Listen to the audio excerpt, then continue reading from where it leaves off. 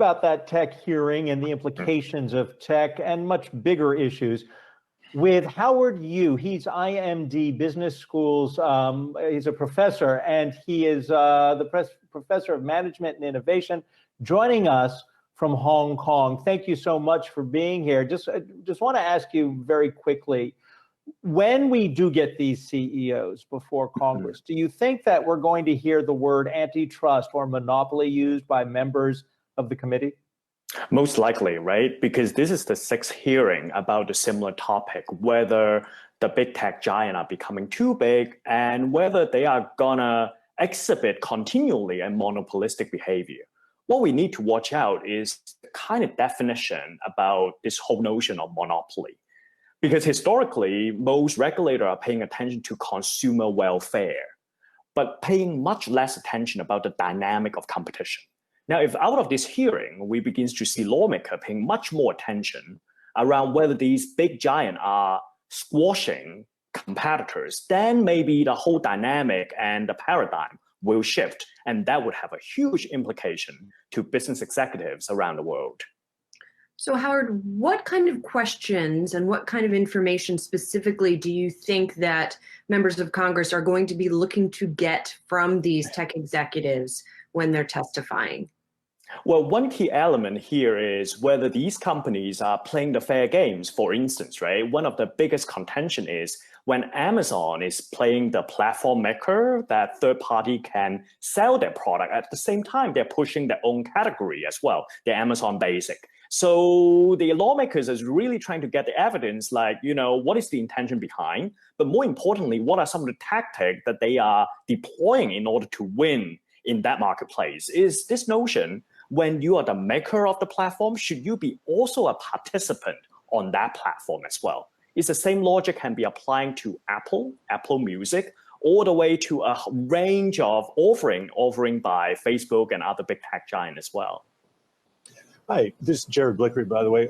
We talked with Congressman Ken Buck, Republican out of Colorado on the House Judiciary Committee yesterday. And I think the standout from that conversation was we have both the Democrats and the Republicans pretty committed to this as a bipartisan effort. And should these tech executives be worried about that?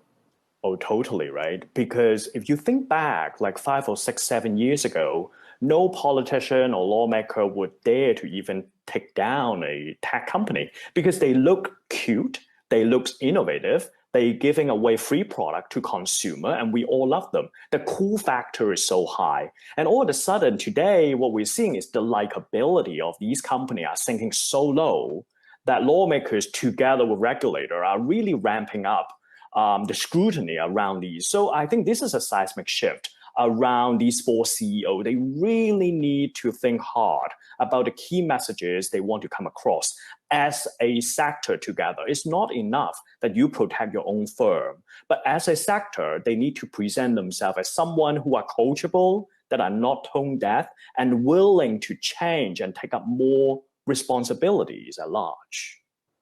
Howard, I want to ask you about the China dynamic as well. As we just heard from Jessica, we have continued to see tensions ramp up between China and the United States.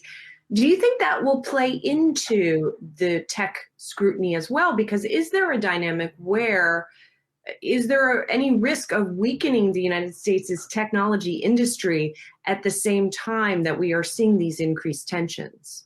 Yeah, at IMD, when I work with executives, this is a major key topic that most executives are wrestling around, whether you're in the tech sector or not. Because if you think for a moment, the historic success of Silicon Valley, or even in Shenzhen, China, is because they can develop one offering and sell around the world. Now, Google and Facebook are not in China, but Microsoft and IBM are. So historically, it's this globalized world, connected universe that allow these tech companies to grow up so fast, scale so big, with zero marginal cost in theory. But all of a sudden, in a fractured world, what is required is, if you want to engage in one market as well as the second one, you need to really customize your offering, whether it's storing data or way of getting consumer insight. that would increase costs dramatically on the tech sector. And so maybe the playbook that we are teaching executives are coming to an end.